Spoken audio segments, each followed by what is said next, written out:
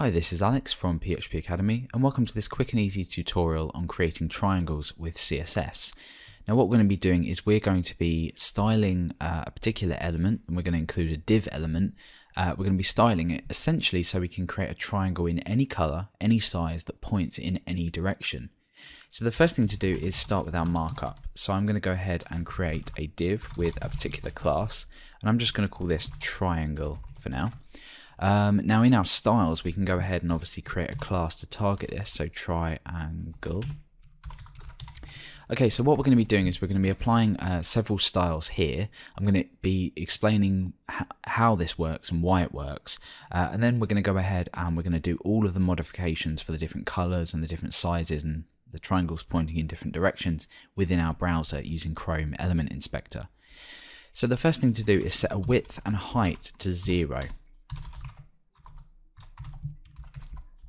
So this means now that we can create borders to poke in different directions and cut things off. So essentially we're going to end up with sort of slicing through borders. We're going to create transparent borders, and essentially what's going to happen now then is we're going to form the triangle shape. So for example, we might want to start off with a small border. So I might want to say border, a small triangle. So I'm going to say border left 5 pixels solid and transparent.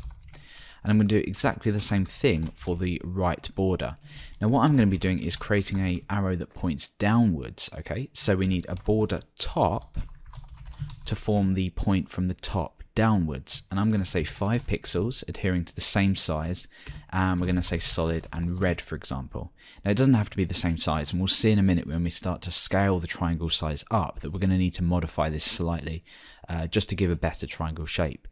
So when I go ahead and refresh, you can now see we've got a triangle pointing downwards, very small, but we're going to go ahead and inspect this and start to play around with the styles just in here.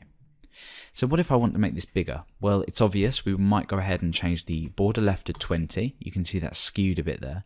I'm going to change the border right to 20. We've now got a sort of flattened triangle, and I'm going to change the border top to 20 also.